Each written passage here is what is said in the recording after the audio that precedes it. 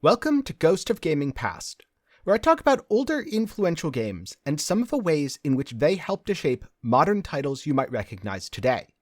In this episode, we're going to be looking at Tenkiei Studios and their game Swords and Potions, a company that, in a lot of ways, has gone on to define the mobile shop simulation genre. If you've spent any amount of time playing browser games back in the early 2000s, well, you might remember either Congregate or Armor games. Personally, I found several excellent titles there, including one of my favorite tower defense games ever, Gemcraft. This was also where I first encountered games which followed the pay-to-win real-time strategy PvP model popularized by Sivany, later known as Evany, or more recently, the kind of game that you think of when your non-gaming relative tells you they finally got into gaming and you find out it's in fact Clash of Clans. And that's something that I could very well cover in an upcoming episode, so get subscribed if that interests you. But for now, let's look back at Congregate, because it was kind of a more PG version of Newgrounds. There was almost anything and everything. A few spectacular indie gems, people's first game projects, stick figures and all, and of course the asset flips and abandonwares that you'd expect from a site like that. This is where I found Swords and Potions. I believe the game released sometime in the early 2000s, but as it largely predates YouTube, it's hard for me to find footage, never mind a release date. So take a little bit of my info on Swords and Potions with a grain of salt, as I had to go off a lot of memory stuff and a little bit from old wiki pages. At the very least, the game was a thing by 2010-2011, and it probably came out a little bit earlier. Swords and Potions had a simple premise. You were a shopkeeper, looking to strike it big in the city. You had to manage customer expectations, keep your employees productive, and of course, make sure you pay the rent and fees required to run a shop. You did this by crafting items, selling those items to adventurers, and unlocking blueprints so that you could keep turning a daily profit. I don't actually know what happened if you went broke. I never got a game over screen, but that doesn't mean it wasn't possible. You would sell gear to various adventurers who were looking to try their luck adventuring in dungeons. And you could choose to move a lot of items cheaply, or haggle and sometimes get a better deal at a risk of making the customer upset and having them walk away. The only catch was that, like many free-to-play browser games, everything was monetized.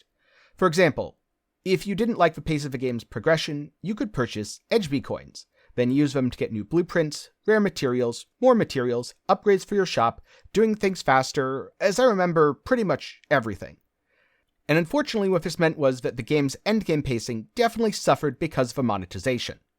At the same time, I found the concept of running a shop in a game deeply satisfying, attempting to serve as many customers as possible, optimizing my profits, and hoping I could finally move to that richer area where I could afford rent. Shortly after the original success of Swords and Potions, Tenkiei Studios released Swords and Potions 2, a game that, to fans, was a much-awaited sequel. And in many ways, Swords and Potions 2 was identical to the original. The art style was updated, the walk animations were a little bit less jank, and now you could invest into the city that you were part of to boost resource generation and many other gameplay aspects. But the rest of the game was identical. And by identical, I really do mean completely identical. At first, I appreciated the way in which the city helped to build community, as now you needed to interact with other players, and I remember chatting with people and having generally a good time while waiting for items to complete. It also leaned a little bit more into the adventure aspect, giving different item levels, success rates, and all that sort of stuff.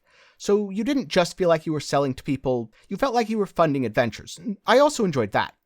Unfortunately, these were still pretty surface-level systems. It's just important to mention them as they'll become more critical later. However, once I got towards the endgame in Swords and Potions 2, I realized the true purpose of the city system. It was to slow down your progress, because if you got too far ahead, then you either had to move to a new city, or you had to accept the limitations of the city as the costs got absurd, unless of course you paid real money, which makes me think that the main purpose of the city feature wasn't really to build community, it was to get people to pay more money so that they could keep their progression going. And actually finding an active city was kind of a nightmare. You just had a list, you didn't know how long ago people had been online, and I remember hopping from Ghost City to Ghost City quite a lot. But this is the last entry in today's list from Tenkiei Studios. I couldn't find very much information about why exactly they shut down. It seems like they made a lot of free-to-play browser games, which you can kind of think of as analogous to today's mobile titles. I can't imagine that their development costs were very high, but something happened and they were no longer in existence. However, I did find out that a lot of the developers from Edgeby moved to a new studio called Cloudcade, which is where they continued the Swords and Potions legacy with a game called Shop Heroes. And Shop Heroes took it to another level, because now you weren't just funding adventurers, you're actually sending them on thrilling missions, like clearing the sewers of rats in search of rare items. How rare items got into the city sewer, and why clearing rats out of a sewer is a task for adventurers and not rat catchers, I couldn't tell you, but hey, I'm not here to talk about fantasy tropes, I'm here to talk about Swords and Potions. Unfortunately, the game's monetization system also advanced in yet another predatory direction. After all, no game is truly monetized until it has loot boxes, so Shop Heroes had those too. I only have the very vaguest memories of playing Shop Heroes, mostly, I'm sure, out of a vague sense of nostalgia, but it never really grabbed me in the way that the previous titles did.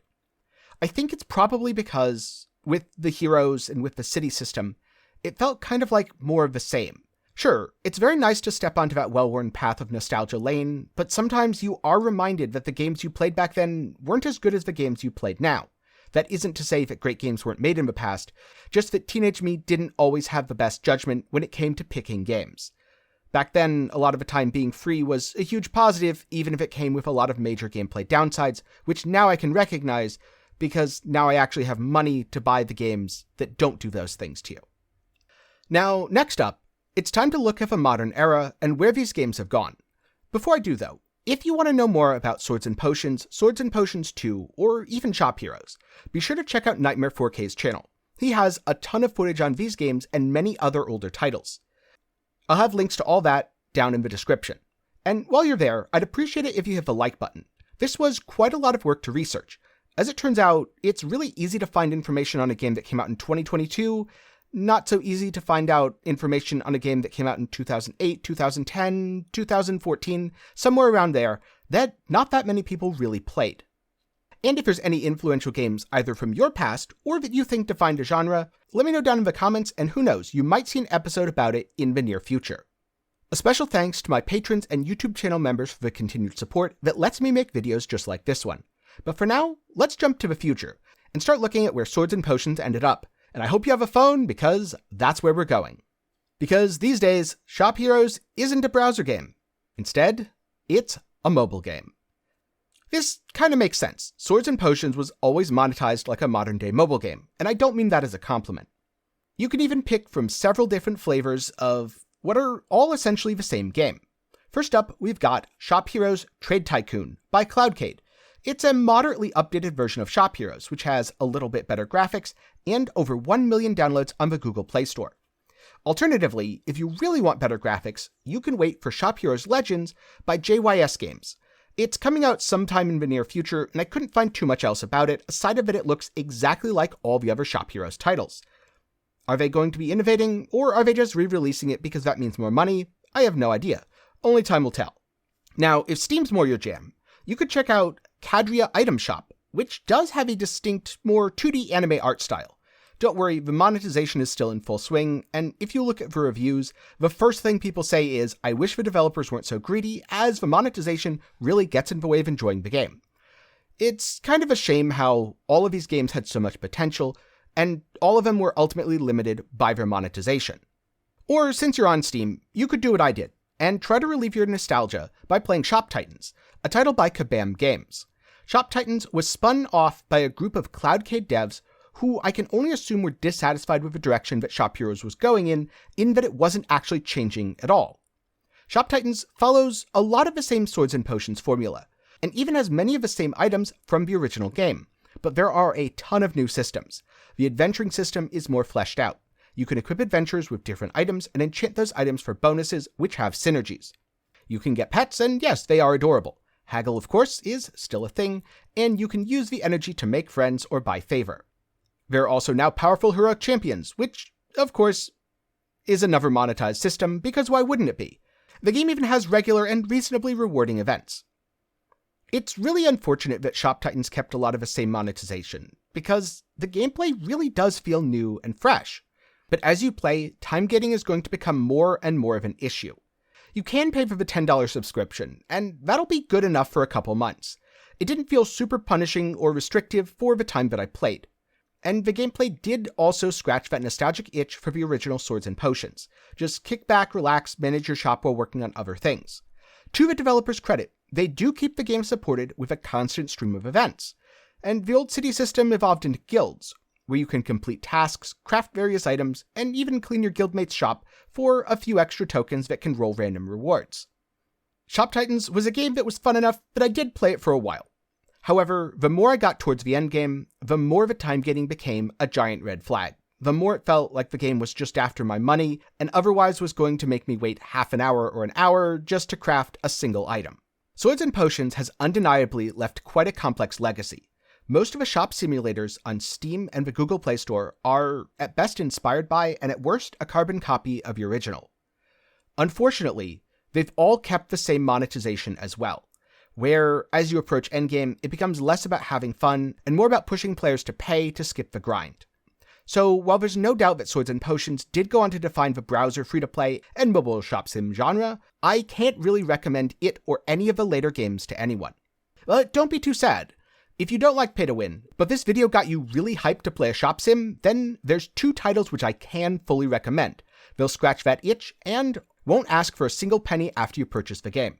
The first is the 2007 Japanese title Recettear, an Item Shop's Tale, where you follow the girl Recette as she opens a shop and frantically tries to keep every item in stock. Recettear is available on Steam for $20. Or if you want something a little bit more modern, I suggest picking up Moonlighter, where you play as Will, shopkeep by day, merchant adventurer by night. It's also $20 on both Steam and Epic, or you can purchase it through my Nexus, where a portion of the sale will go to directly supporting the channel. More about that in the description if you're interested. But if you're not yet sold on Moonlighter, then keep an eye out, because in the near future I'll be uploading a review giving my full thoughts on the game. For now though, while I did enjoy Swords and Potions for what it was back then, I can't help but feel like most of the games that spun off from it didn't change all that much. Truth be told, if you told me that Shop Heroes was just a graphical update for Swords and Potions, I probably would have believed you. It was only with Shop Titans that I felt any real innovation.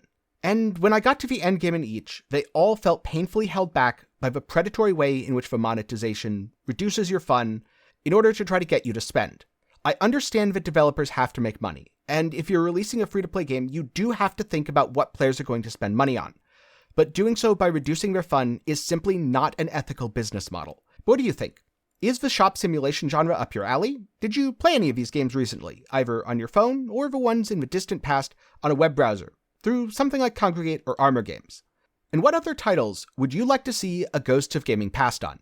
Let me know all these thoughts down in the comments below. A special thanks to my patrons and YouTube channel members.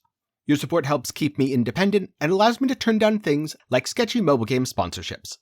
You can do so for as low as $1 a month over on Patreon, or if you want to support me completely for free, then you can join the community by hopping into my Discord, link below. Or of course, you can just click the suggested video in the card right now. I hope you learned something today, and maybe I'll see you again sometime soon.